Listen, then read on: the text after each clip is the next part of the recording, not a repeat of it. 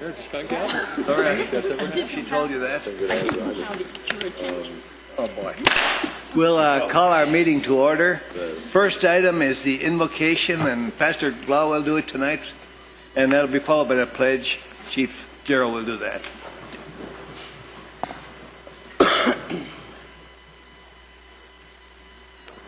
Let us pray. Heavenly Father, we thank you for the freedom we have in this country, and we thank you for the leadership and the responsibilities. Tonight, Lord, as every night, every meeting, we seek your grace and guidance. Thank you for just the incredible experience in this room and the joys and also the difficulties we give to you. Guide us as you see fit. And all this, thank you, Lord, for this country and the men and women who serve us in this town. In Jesus' name, amen. Amen. Please join me for the Pledge of Allegiance. I pledge allegiance to the flag of the United States of America and to the republic for which it stands, one nation, under God, indivisible, with liberty and justice for all. Thank you. Thank you, Pastor, and thank you, Chief. Okay, roll call. Diane? Mayor Skoog. Vice Mayor Nye. Here. Councilmember Anderson. Here. Councilmember Whiting. Here. Councilmember Mallory. Here. Councilmember Marshall. Here. Councilmember Grossman. I'm here too. We have a quorum, Mayor. Thank you, Diane. We'll move on to scheduled announcements and presentations. Comfort Dog Program. Don Laughlin, Kim and John Voss, and Titus. And it isn't, Kim is not here tonight, but she sent a substitute.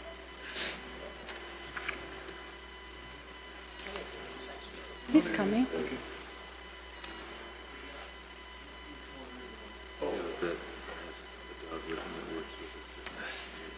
Well, thank you for having us here this evening. I'll introduce our team. I'm Don Laughlin. I'm Congregational President at Trinity Lutheran Church here in Prescott Valley. This is my wife, Marlene. This is our pastor, Tim Blau. Our lead dog, top dog, John Voss. Mark. That's up here.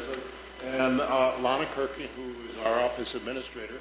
And our special guest, Titus.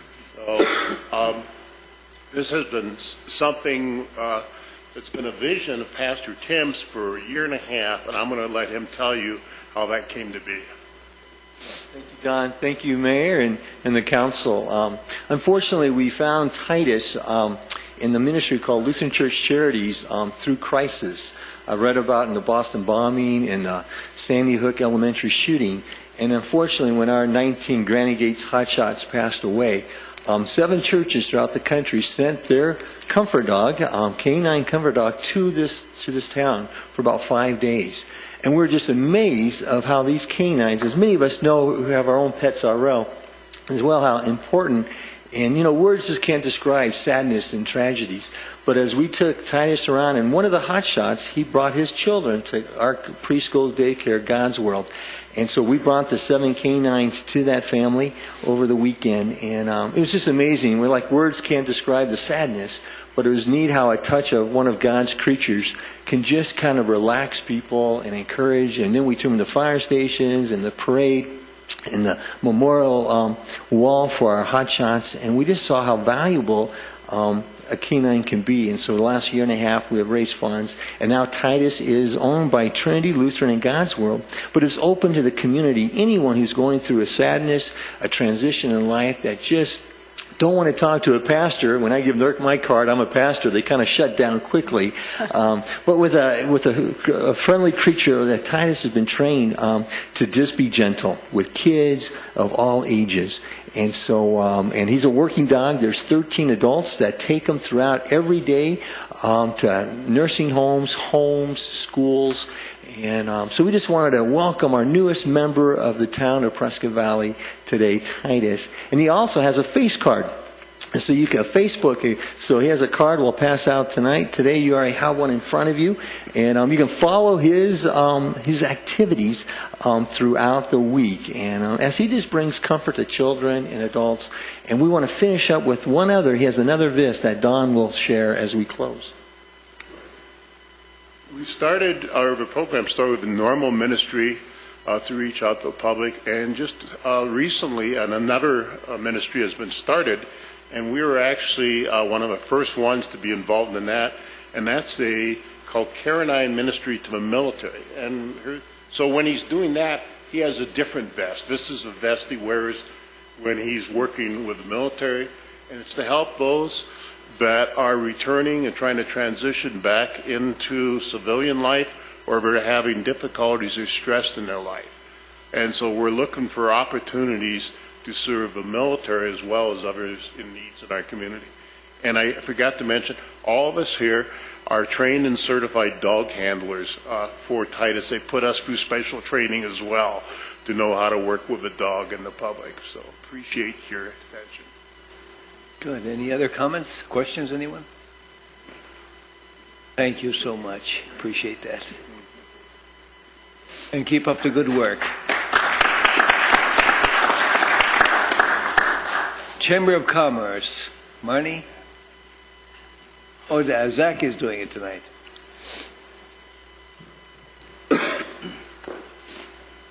Good evening, Zach Hurt, Membership Services with the Prescott Valley Chamber of Commerce. Just want to say thank you guys for letting us come here and introduce our new members to the Chamber and in some cases to the town of Prescott Valley.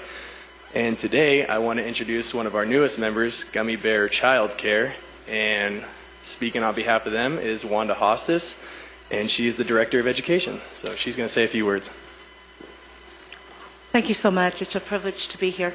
We are one of the newest child care facilities in the town of Prescott Valley. We've been open about a year. We are licensed for 35 children. We are DES approved. We are also Empower approved. It is a program that has 10 steps to utilize services for families in the area. We have infants to school-age children, and we are also open Monday through Friday from 6 in the morning till 6 at night. We're located at 8416 East Spouse in Prescott Valley. Our phone number is 928-772-0303. We are very privileged and honored to be a new member of the Chamber, and we are very excited about the float coming up for Prescott Valley Days. We will be having a special thing with some little gummy bears. There'll be some of our children that will be participating. We want to thank you for the privilege and the honor of being in such an exciting town where we can provide services to so many needy families. Thank you so much for letting us be here. Wanda, would you repeat your phone number? Area code 928-772-0303. 303. Okay. Any questions, anyone? Thank you. Thank you. Wanda, and welcome. And thank you, sir. Anything else, Zach? No, I'd like to talk about some of the events that are coming up with the Chamber. For all the golf enthusiasts out there, we have our Pronghorn Classic coming up on April 25th. We also have Team Up to Clean Up coming up. Really awesome event. I love it. Get out there, volunteers, help clean up the town, make this beautiful town even more beautiful. Got the Battle of the Bands coming up in May as well. Definitely a really cool thing that we have going on in this town.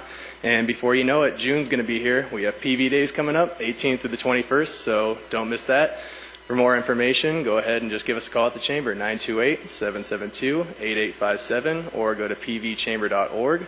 Or just stop by the Chamber itself, 7120 Pat Way, Suite 102. We absolutely love it when people stop by. Gives us something to do, talk to people. We love it. And that's all. Good. Thank you, so Zach. much, guys. Appreciate it. Citizen of the Month next. Heidi, and who's Steve? Steve? Unfortunately, I don't think that our Citizen of the Month this month was able to make it this evening. So I'm going to go ahead and tell you who it is and read the nomination, and then we'll make sure that she gets you snuck back up there. She gets the plaque, and so if she comes in a little bit later, we'll be sure and see if we can introduce her. Our Citizen of the Month for March, and this is a Prescott Valley program that we put into place in January.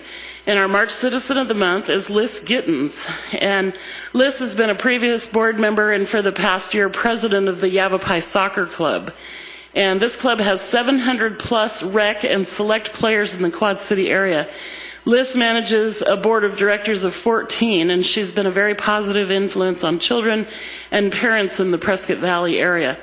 Aside from raising a family of 6, which is certainly hard work enough, she has chosen to get involved in extracurricular activities for youth in the area as a parent helping to run Yavapai Soccer. She has a calm demeanor and a hard work ethic, and she can be seen any Saturday during the season from 7 a.m. to 2 p.m. out at the soccer fields, making sure everything goes right. As an anti-volunteer organization, especially when it involves kids, there are dramas. Liz has done a great job of ignoring the drama and moving the organization forward. She's dedicated to bring leaders and business owners together to build strong community ties for the kids. And I talked to her recently, and she said, we need to bring more attention to what families want and need in their soccer program, and said that she wants to bridge the gap between the boardroom and the field. And because she said she doesn't know all she needs to know as the league president, she's set out to gather the most skilled professionals to help her lead. One of those includes former high school and college soccer coach Hugh Bell. And any of you that are familiar with soccer in the area know who Hugh Bell is. She said her goals are teaching the love of the game of soccer, respect for other athletes, coaches and officials, sportsmanship, and keeping volunteers excited and motivated. So we want to congratulate Liz Gittens on being named Prescott Valley's March Citizen of the Month, and we will be certain to have the mayor award that plaque to her at another time when she can be here. So, also want to encourage the public that this program that we started in January, we're looking all the time for people who are maybe wouldn't normally be recognized, but we all know people that go above and beyond and are great citizens of our community. So I just encourage anybody that has somebody they'd like to nominate. We've made it really easy. Just call me at the Town of Prescott Valley. My name's Heidi Foster, and my phone number there is 928-759-3123. Okay, thank you very much. 123. That's an easy number to remember, right? Yeah. So everybody call Heidi if you have a nomination. Thank you. Okay, great. Thank you, Heidi. Okay, next we have a certificate of appreciation. Jason Kaufman, 15 years of service, and I believe he has his better half with him to make sure that he behaves, right? We'll meet you up front here, Jason. Thank you, Mayor, members of council. Tonight we are here to recognize Corporal Jason Kaufman for 15 years of service to the citizens of Prescott Valley. Jason's story is a little unique. He comes from a family with generations of law enforcement officers. His grandfather, his father, his uncle, and even a cousin were all police officers in the state of New York. His parents and grandparents, however, wanted something better for Jason. They didn't want him to follow their footsteps in law enforcement. So they sent him to Arizona to attend Embry-Riddle University in August of 1993. And although he graduated with a degree in aerospace studies, he knew his passion lay elsewhere. So in January of 1997, he joined the Yavapai County Sheriff's Office as a detention officer. And then on January 10th, 2000, he was welcomed into the Prescott Valley Police Department family. He began in patrol, as everybody does, and he became a member of the Special Response Team, and he became their team leader in March of 2000. Jason was assigned to PANT, or the Partners Against Narcotics Task Force, the drug task force here in Yavapai County, in December of 2005, and he served in that assignment until 2009, when in January of that year he was promoted to corporal, and he still serves in that capacity today. Due to Jason's high level of motivation and desire to make a difference, he applied to and was accepted as a special agent in the United States Drug Enforcement Administration, or DEA, and completed that training in March of 2011. For family and other reasons, however, Jason decided to return to Prescott Valley, which was our benefit. Jason's held many positions of responsibility within the department, and in keeping with the mayor's edict that I only stayed at 20 minutes, I'll try to keep it short. First of all, he's an instructor at the Northern Arizona Regional Training Academy, or NARTA, where he teaches defensive tactics, impact weapons, and firearms, preparing the police recruits to serve their communities with a high level of proficiency. He is the police department's range master, where he coordinates all firearms and rifle training for our department officers. He's the police department weapons armorer. He's a certified background investigator, vetting out new hires. He's an OSHA certified indoor marijuana growing site safety officer instructor, and he's also an OSHA certified clandestine laboratory safety instructor. certified as a field training officer by the National Association of Field Training Officers. He is Arizona Post Certified Drug Recognition Expert. He's an Arizona Post Certified General Instructor, and he's also certified in standardized field sobriety testing and the horizontal gaze nystagmus. While serving as a law enforcement officer in Yavapai County, he has received many awards. He has received the Police Star for heroism and bravery, 2 life-saving awards, one when he was with the Yavapai County Sheriff's Office and one with the Prescott Valley Police Department. He received the Prescott Valley Police Chief Commendation. He's received letters of commendation, a certificate of appreciation, and he was given the Outstanding Police Officer Award by the Arizona Governors of Office Highway Safety for his efforts in traffic and drunk driving enforcement for a medium-sized police department. He was DUI Enforcement Officer of the Year awarded by Mothers Against Drunk Driving, and he also received a certificate of appreciation from the Veterans of Foreign Wars of the United States. And to top it all off, in 2004, he was Officer of the Year. Am I coming up on 20 minutes yet? Okay. Okay. Jason is married to his lovely wife, April, and they have a beautiful daughter, Brooklyn, who are here with him tonight. Jason is a person of high integrity and superior character. I think we as a department and a community are fortunate to have Jason serving this city. And although his father passed away before Jason graduated the academy, I'm confident that he would be as proud as Jason as I am. Mayor? I think not only that, you had, he doesn't do it alone. There's a very special person who works with him. Normally, behind every good man is a good woman. This lady doesn't stand behind you. She's by your side. Would you come on up? And bring your daughter up with you.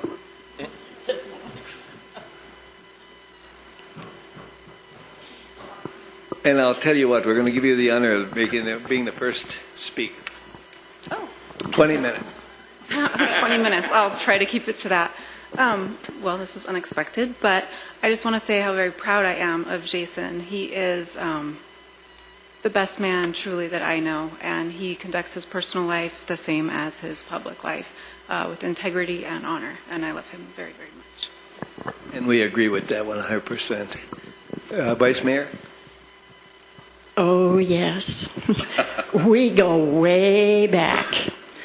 Do you remember at least 10 years ago when you didn't have a gray hair in your head?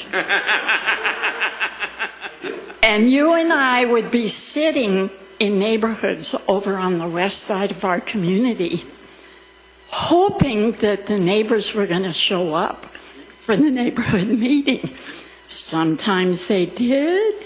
Sometimes they didn't. But I always remember how hard you worked out there. And I learned early on that you were someone who was going to strive. You didn't ever take no for an answer, ever. And I remember holding you on my lap at a Sundog game when you were really little. And you don't have to remember that. Jason, you epitomize everything that we're proud of. Every single thing. Every iota of what I would want you to be, you're there. And you continue to stay there. And that's not always easy. And I'm so proud of you. From the bottom of my heart, thank you for our community. Mary, comment? Yeah, I just personally want to thank you so much, and what an amazing history you have and all the things that you've accomplished, and we're blessed to have you here in this community, and we appreciate you, and we support you, and God bless you and your family, always. Thank you, Mary. And Steve, you were only about 15 years old. You want to comment? When you started? I was 15. Born. And then I graduated Embry-Riddle 10 years after you, so not too big of a difference there. But yeah, thank you for your service. 15 years is a long time, and I know we all appreciate it. Every single one of us up here, all the people in the audience, they all appreciate what you do every day, so thank you. Thank you, Steve. Rick?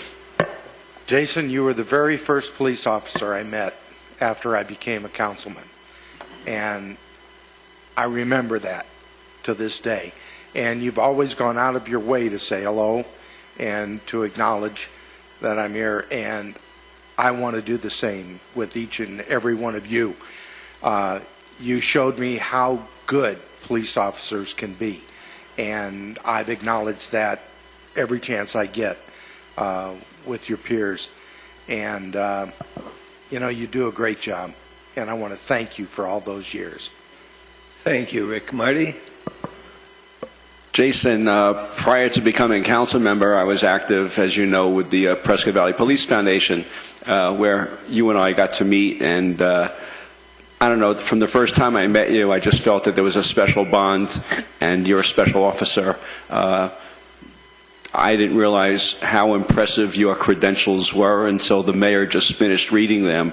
It's great to have someone of your quality and caliber working for our police department, and you exemplify what many of our other officers try to achieve and to become. So, and you have a beautiful family there. So, thank you for the work and continued years of service to our community. Thanks again.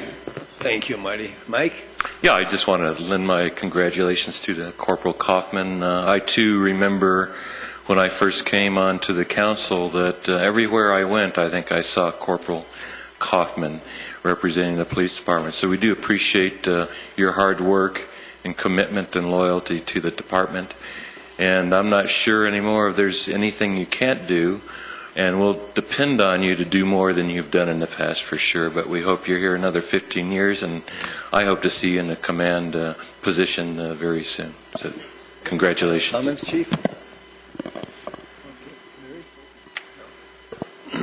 With that, Corporal, we have a appreciation award from the town of Prescott Valley presented to Jason Kaufman for 15 years of dedicated service, January 2000 to January 2015. With that, you have 20 minutes. Mayor, council, town manager, town attorney, thank you for letting me serve your community. You allowed me to do what I love to do. And I'd like to thank my wife most of all for supporting me through this career that I have selected. And my daughter for understanding why Dada isn't home sometimes. And why Dada is not home sometimes when Dada's supposed to be off. I'd like to thank my mom for raising me and giving me the ethics and morals and integrity that I have. I'd like to thank my chief. He's been an inspiration to me. My lieutenant in the back, James Tobin. Everybody here has been an inspiration to me, and I appreciate every single one of you. So thank you. You're certainly exemplify a super police department.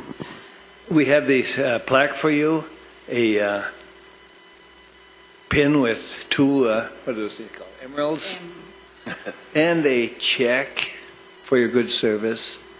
We do appreciate that. You've been just great. Keep up the good work, and thank you for coming.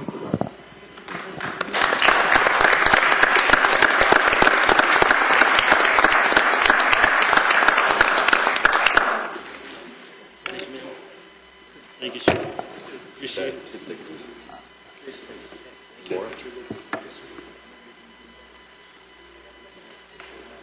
Hey, Laura.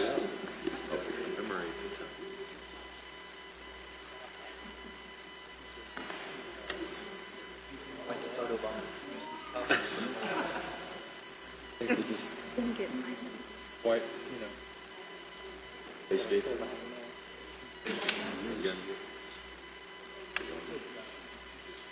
Thank you, Heidi. Okay, with that, we'll go on to comments, communication. Larry? Your Citizen of the Month has shown up, and so Stephen will be coming down. And, great. Come on up. Heidi, come on back up. Where are you, Heidi? There she is.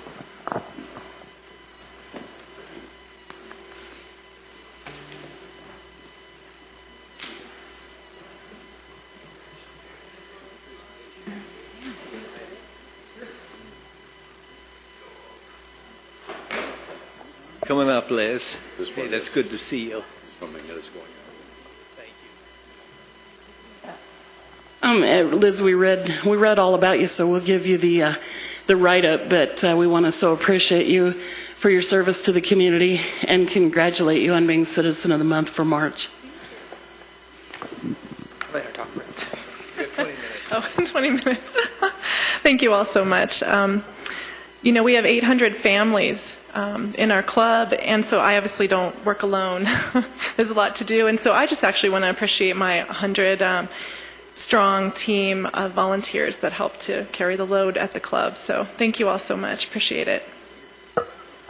And I'm just going to take a second to say I appreciate what you're doing, because she read it earlier. It was like a page-long list of things you do, and we can tell that you're helping keep the kids in the community safe, giving them something to do, and we really do appreciate it.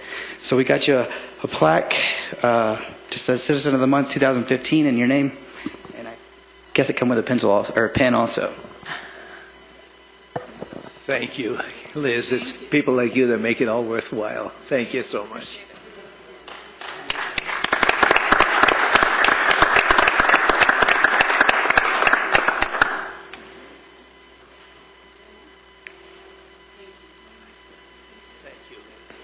Comments, communications from council, anybody? Marty? Yeah, this morning I got to attend the Wildland Fire Academy that's being held this week over at Embry-Riddle. Tomorrow's the last day of it. This is the second year that I participated in it, and it's a very interesting and rewarding experience. This year they were able to send 681 students through the class. Let it be known that all the people who put this event together, all the instructors, are non-paid. It's all volunteers. The students have to pay a fee to attend, and it costs them approximately $250,000 to put this event together. So they're always looking for donations from the community. And remember, these are the people that go out and protect us during wildfire season, so which we are coming up on very soon. So it's a great event. I enjoyed it, and it's great that Embry-Riddle is able to provide a campus worthy of these courses, and it's probably one of the best courses given in the country right now. So we should be proud that it's in our area and our community. So just wanted to let everybody know about it. Good. Any other comments, anyone? Steve? I just wanted to bring up the Prescott Valley Stand Up for Veterans again. It's going to be Saturday, April 18th. It's a job fair and service fair for veterans. So there's going to be a bunch of different veteran service organizations there to help out veterans. There's going to be quite a few businesses that are going to be hiring veterans that day, and I just wanted to invite all the veterans in the area out to it. It's going to be 9 to 5 at Prescott Valley Event Center. That's the one that used to be Tim's Toyota Center, so there's no confusion there, and that's it. Good. Any other comments, communications? If not, we'll go on to the consent agenda. All matters listed under consent agenda are considered to be routine by the town council and will be enacted by one motion. There be no separate discussion of these items. If discussion is desired on a specific item, it will be removed from the consent agenda and will be considered separately. That includes the approval of February 19th work study and February 26th, 2015 regular minutes. Approving a reversionary plat, RP 15001, for Universal Homes. Approving a verification of all bids received on January 26, 2015 for the purchase of a bucket truck for the Streets Department. Approving accounts payable for February 17th through March 2nd, 2015. And the quarterly TPT, the transaction tax report. The council want to pull anything, or do you want to approve it as a whole? Mayor, I'll make a motion to approve all items listed on the consent agenda by electronic vote. Anyone else? Second, anyone? I'll second it, Mayor. Okay, with a motion and a second, would you set the vote? And that passes. Thank you. Okay, we move on to number 9, new business for review, comment, or possible action. Consideration of approving Albert Wood to the Board of Adjustments. Laura? Yes. Mr. Woods is not here tonight, but one position on the Board of Adjustments became open when Arda Rutherford resigned October of 2014 due to her new appointment to the Planning and Zoning Commission on October 23, 2014.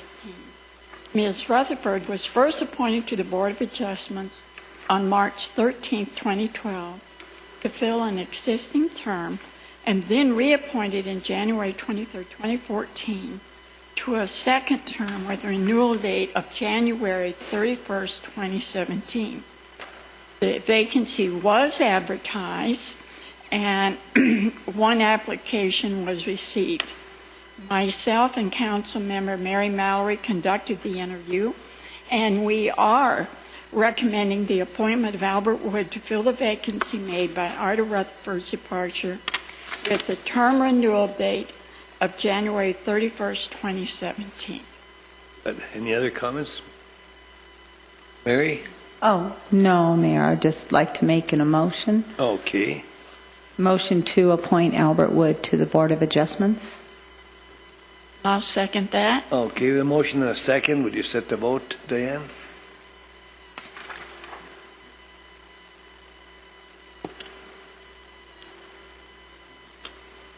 And that one passes. Okay, we move on to the next one. Consideration of appointing Jenny Lacane to the Personnel Board. Jenny, I hope I pronounced your last name right. Okay, Laura, you have any comments? Yes, I do, Mayor. One position on the Personnel Board became open when Jan Bear retired from the town employee effective February 27, 2015. Jan Bear was first appointed to a full term on non-exempt alternate employee member on the Personnel Board May 27, 2004, with a term renewal date of April 25, 2006, and then reappointed to 5 more consecutive terms, with the last term with a renewal date of April 25, 2016. The vacancy was advertised and 2 applicants were received. Myself and Councilmember Mary Mallory conducted the interview and are recommending the appointment of Jenny to fill the vacancy made by Jan Barry's departure with a term renewal date of April 25, 2016. And I'd like to make the comment of how hard this was to have to choose between 2 exemplary, extraordinary employees. It was very difficult. Yeah, it was. And but a choice had to be made. And Jenny, come on forward. I think you better come and introduce yourself, Jenny. I think everybody knows you, but do it anyway. Who is the lady with you?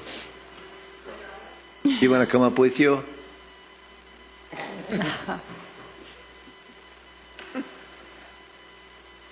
You want to use the microphone, Jenny? You got 20 minutes.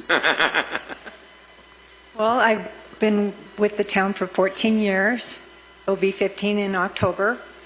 I really wasn't expecting to talk, so I don't know what to say. I don't like to talk about myself. So tell us why you wanted to serve on this board. Well, I feel like I have the time to volunteer, and I thought it's a good time to do it. And I filled out the application, and I did it right away, so I had no reason to back out, or it was done kind of thing. Well, Mary and I were impressed with the background work that you did. You didn't just fill out a form and come in and meet with us. Mary, I'm sure you have comments. Mary, your comments? Yeah, you just have an amazing detail ethic and the way that you, the things that you've done and everything. I just know that you're going to be a great asset to this, and you just want to give more, and I think that you'll just be great at doing this particular board. So we really thank you. You want to introduce your daughter to us? Yes, it's my daughter, Amy. Hi, Amy. Good to see you. Thank you for coming with Mom tonight. We appreciate her willingness to serve. It's very important. Now we have one more challenge, Jenny, and that's to see if the council approves. Okay. Okay, a motion, anyone? Got it. Mayor, I'd like to make a motion to appoint Jenny Laquise to the Personnel Board. Second, anyone? I'll second that, Mayor. I think everybody's afraid to pronounce your last name. Did I do it right? Oh, I did it wrong. It sounds, Sorry. I was. sound like it's I was spelled. afraid I'd get it wrong even though I heard it twice. Well, I've been known at the PD as Jeannie LaQuisney. Which do you prefer? Like Quizny, I love it. Thank you for this opportunity. Thank you. Thank you. Jenny. And that one, Jenny, that's 100% approval by the council. We sure appreciate that. Thank you so much. Okay, now we're going to see consideration of approving initial funds to the Census Bureau to conduct a mid-decadal census. Where's Richard? You want to explain?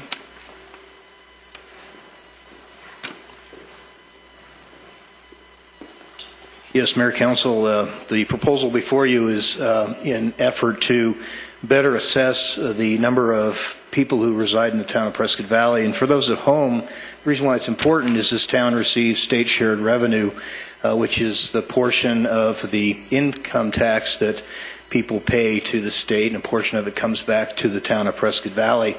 It's known as revenue sharing. Those revenue sharing dollars are based on the population from the last census that was conducted. Last one that was done was actually a survey census done in 2010 very successfully in this community. But unlike other communities during the recession, Prescott Valley continued to grow. So looking at the number of housing units that we've finaled since the completion of the 2010 census, compared to the actual estimates that we get from the Department of Administration, Arizona Department of Administration, we believe that there's a big gap between those numbers. It's on that basis that we've been discussing with you, Mayor and Council, the prospect of moving forward with a mid-decadal census.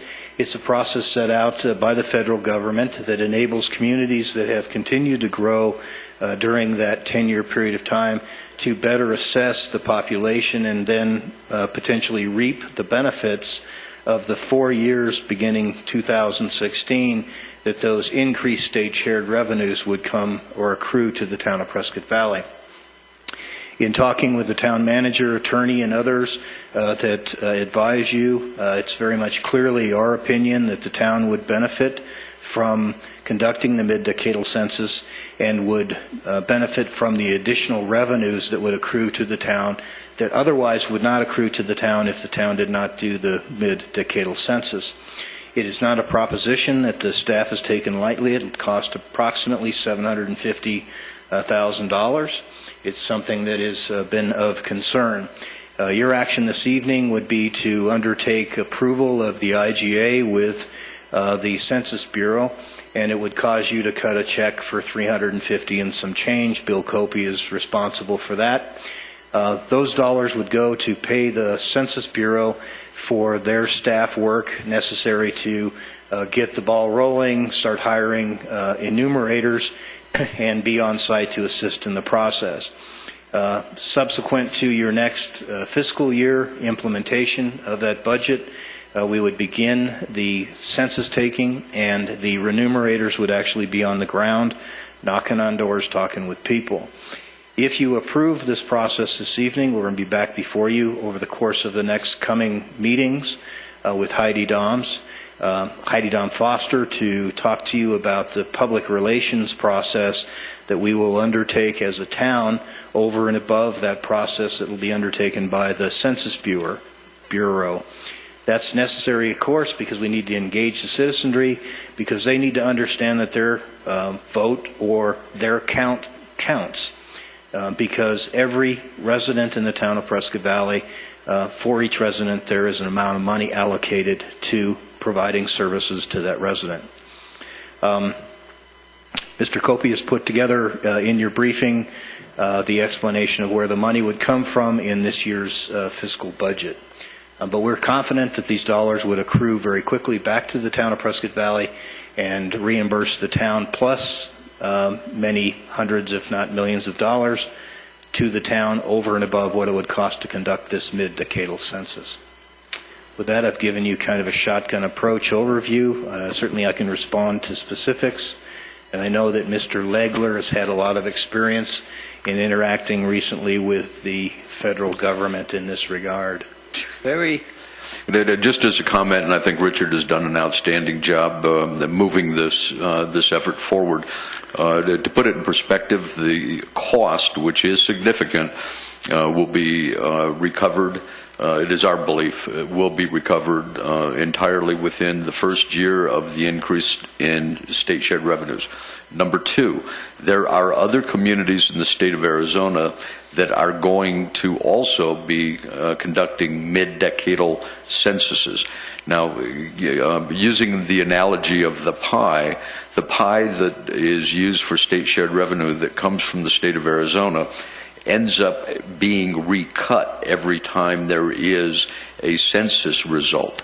If we chose not to engage in this, our piece of the pie would get smaller because there are those communities down in the valley that are going to and have already ramped up to do this new census. So we think this is important on both counts. Carmen, did you have anything to add? Only that we did... Ready to go. Great. Yeah, comments or questions from the council? I can't beat that. I think we pretty well understand this one. Laura? I do have one question that may be premature. I believe we were undercounted in the last census. I'll go to my grave believing that. What are we going to do, and what steps are we going to take to assure that doesn't happen again? We have data sets, and if you recall, Laura, you were on the council when we came back and all celebrated that we went back to the Census Bureau and corrected their mistakes when they did not confirm addresses that we knew were on the ground. So we put forth the extra effort. There is a process underway, I believe, undertaken down in the Valley of the Sun in Phoenix, which will be a new process that will be used as a test upcoming by the Census Bureau to conduct the next regular decadal census, and we hope that they will be better. This, unlike the last census that was done by sending out samples, questionnaires, and then following up, these people will actually be knocking on doors. We have very good data sets with our GIS that Norm and his group maintains, and we're going to make every effort to make sure that they know where every one of those houses are. Larry and I have talked about this, and Ivan and others have chimed in for quite some time. And it's not something, again, that we've taken lightly, but I can assure you that even looking at the numbers of housing completions, we're going to be able to exceed the number that came out of the State Department of Administration, the state demographer, by several thousand. And that's a meaningful number. The other thing that's been put into our guesstimate and equation is the vacancy rate. And I think I've shared with you, Councilwoman, that the decadal census in 2010, we had a vacancy rate of 12%. We were right in the middle of the recession, probably the height of the foreclosures in Prescott Valley. Historically, we ran no higher than 5% on every decadal census previous to that date. So I would suggest to you, even if we get back to the 5%, and some of us, including myself, believe that vacancy rate is even lower, we will also accrue more people. One of the other things that's going to be a challenge is we have a lot of people that may not necessarily want to be found, and we have a lot of folks that don't necessarily speak English, so we're going to have to really make an effort in that respect, and we'll be back to you talking to you about how we're going to engage those folks to get a better count. Thank you, Richard. Marty? Well, you partially answered the question I was going to ask, but I actually have two questions. One regarding statistically what percentage of the population doesn't get counted because they're either avoiding us or just not answering their door. And the other question is, is there any chance that the Arizona state budget will be played with so that the revenue isn't shared as well as it should be? The latter question I'll leave to Larry. The former question is we'll determine how many won't answer the door by the results of the survey or the census. I don't know. I hope that it's a very small number because we're going to do everything we possibly can to get the effort or get the people out. This community did a great job in engaging government when we did our General Plan 2025 update. We did a really good job. People understood why it was important to vote for it or vote on that document. And I think we're going to double our effort in that respect. So I can only respond to you that I believe we're going to do our best to make that number as small as possible. Harry? In terms of state shared revenue, we have an annual battle, if you will, with the state legislature to make sure that the agreement that was struck back in the 60s is made whole and not fooled with. If you'll recall, during the middle of the recession, actually there was some withholding of state shared revenues that were kept by the state of Arizona. The League of Cities and Towns works very hard every year when the legislature is in session to make sure that our interests are protected. At this point in time, today, knocking on wood, there are no attempts going forward to cut into the 15% share of state shared revenues that cities and towns get across the state. Although, having said that, there has been some change in the tax law and tax collection. There will be a small hit to our general fund that will be going to the Department of Revenue. There will be that same percentage hit for every city and town in the state of Arizona because of the way, with the change in the tax code, the Department of Revenue is now going to be taking all of that. Their responsibilities are bigger, their costs are bigger, and we're going to have to pay for that. There are other attempts to dig into state shared revenues, but those have all, to date, been successfully beaten back for this session. But then again, as I am knocking on wood, that is always subject to change until they go out of session. Mary, you had a question? Oh, I just had a comment, and all I was going to say is that I realize that it is, a substantial amount of money, but I do know that the town of Prescott Valley does a great job in everything that they do, and so I really believe with this effort going forward that it's really an investment that will definitely come back into us and to the community in the next year or so, or how you go. But you guys do a great job, and I know that you'll be 110% on going forward and overseeing. Well, and I'd invite you, I'm sure you all get around town. Construction is rather robust of late, and that's a good thing because people are filling those houses. And I dare say not every one of those houses are being filled from existing residents within the town of Prescott Valley. So I think that our community continues to grow. I don't think it's quite as robust as it was pre-recession when we were growing at 10, 12, 14% per year, but it's certainly more robust than other communities in Arizona, and we need to take advantage of that by doing this. So I appreciate your confidence. Thank you. Good. Any other questions? Mike?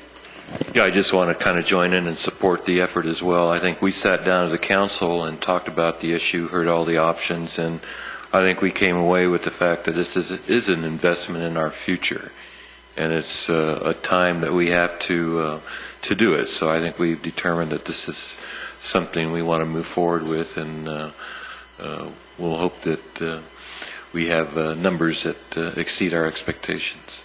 Thank you. Good. Any other questions, comments? Okay. We would need a motion if anyone wants to. Mary? I'll make a motion. Marty? Okay. I'll make a motion to approve the funds to the Census Bureau to conduct the mid-decadal census by electronic vote. I'll second that, Mayor. Okay, with a motion and a second, you want to press your gizmo, Rick? I can't. It's not working. I have nothing up here. Seconded by Rick. Okay. The motion is actually two parts. One is approving the memorandum of understanding with the Census Bureau, and the other is approving the transfer from the Revenue Community Development Grant Fund in the amount of $328,387. You want us to make that in two motions or one motion? One motion's fine. One motion should do it, yeah. Who's going to? Marty?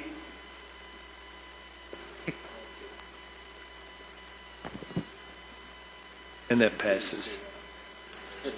Okay, that passes. We'll you can go for it, Richard.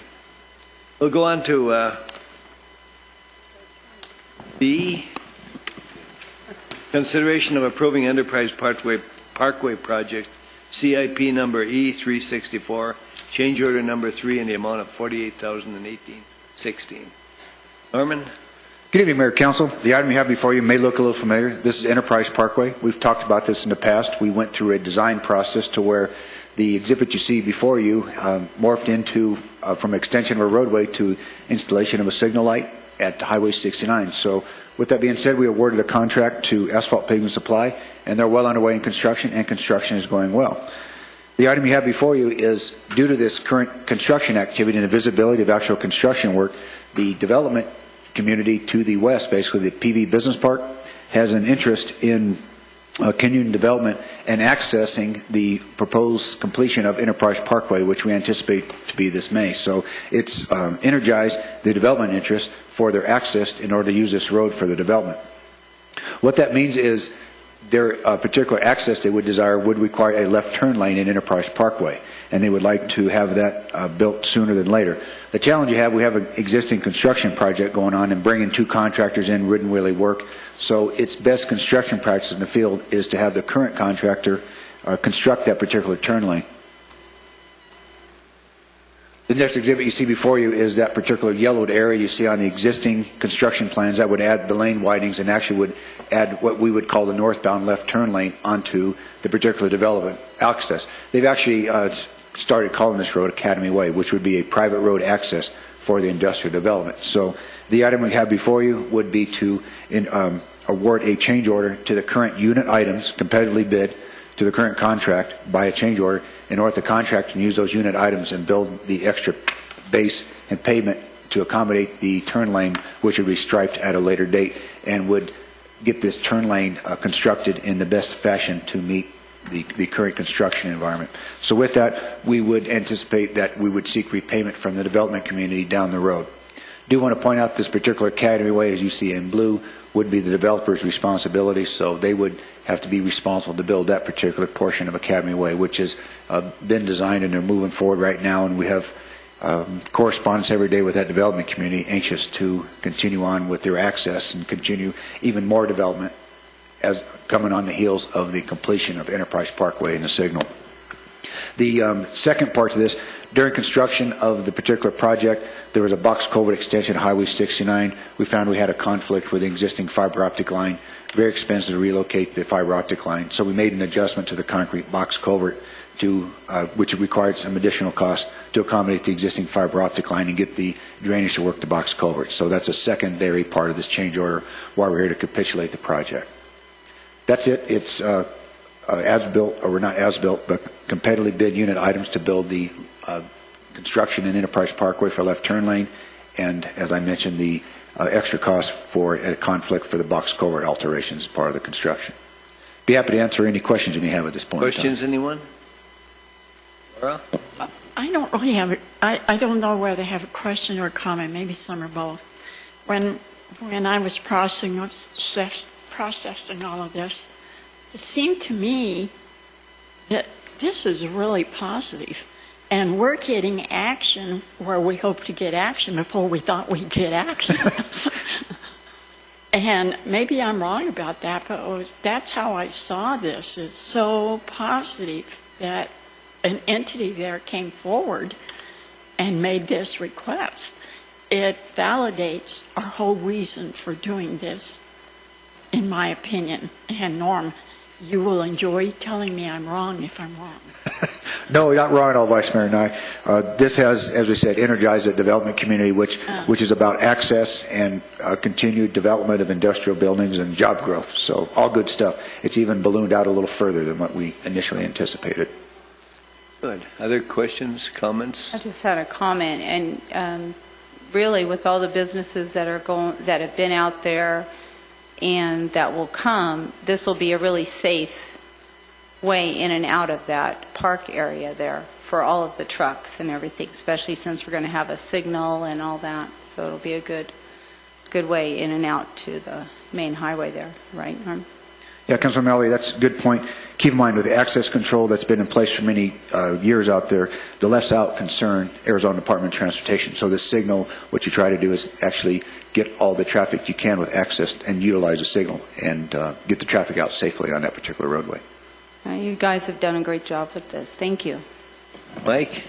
Yeah, I just want to concur as well. I think now we're addressing this versus sometime in the future after our construction is completed. So I think it's very common to have change orders, and we have the information now to make those changes. And we had unforeseen circumstances where we have to readjust, and just part of the process. So I think it'll work out fine. Fully support it.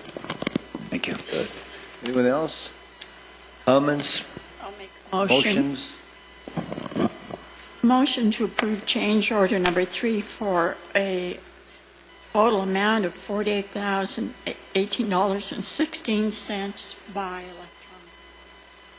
Second, anyone? I'd like to second that, Mayor. Okay, with a motion and a second, would you set the vote?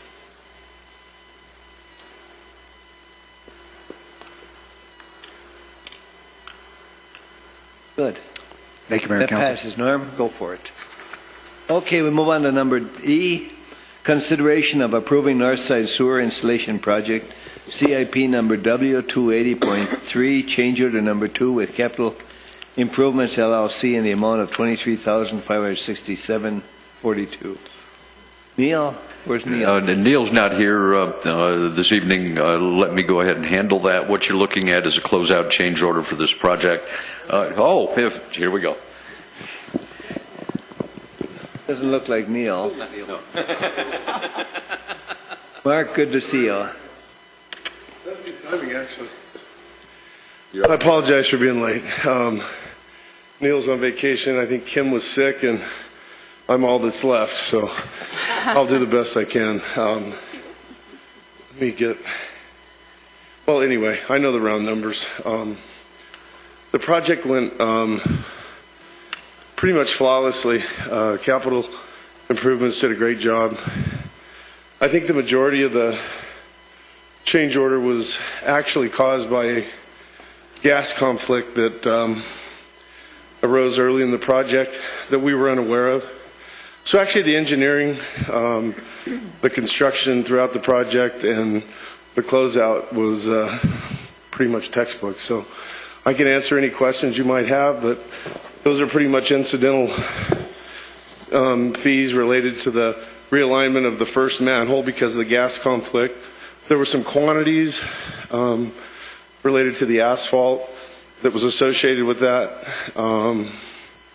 And there was a little bit of an adjustment on our tie-in manhole where Pronghorn Lift Station ties into the gravity collection. But those would be the three main items that drove the change. Any other questions, anyone? I think it makes sense there. Good job. It was a great project. Appreciate your coming in. Sorry I was late. Appreciate Don't it. ever let that happen again, Mark. I know, right? Thank you. You did just great there, Mark. Okay. Anyone care to make a motion or a commotion or a promotion or a demotion? I'll make a motion. Okay. Motion to approve Northside Sewer Installation Project CIP number W280.3, change order number 2 with Capital Improvements LLC in an amount of $23,567.42 by electronic vote. I'll second that, Mayor. Okay, the motion and a second. Would you set the vote?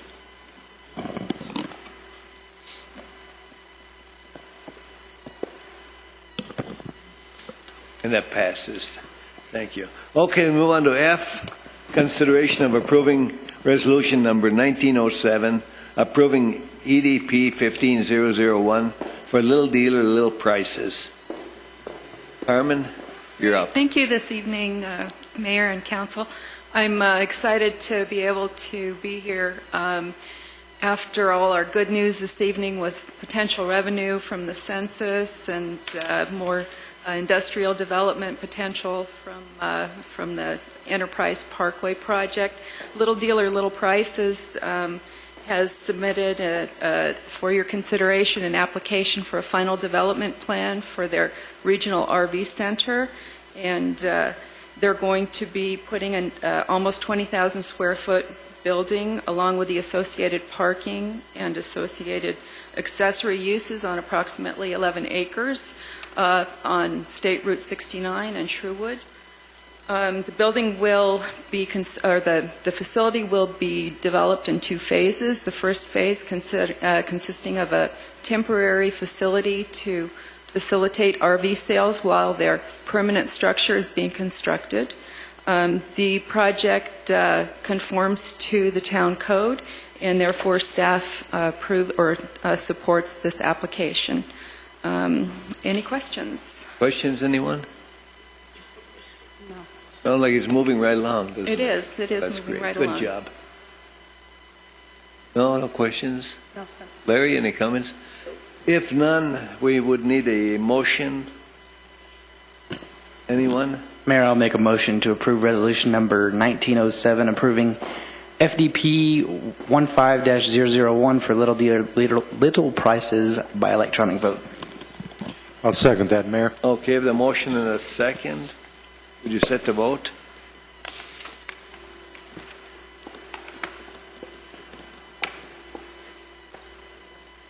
And that passes. Carmen, good job. Appreciate that.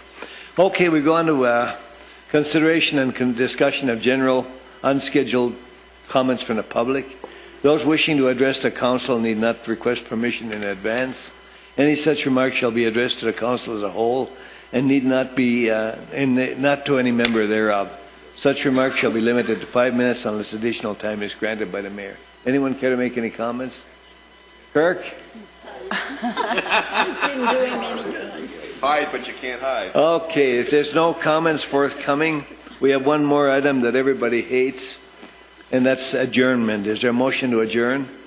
I'll make a motion to adjourn, Mayor. Okay, the motion has I'll second the motion, Mayor. And a motion and a second. Would you set the vote?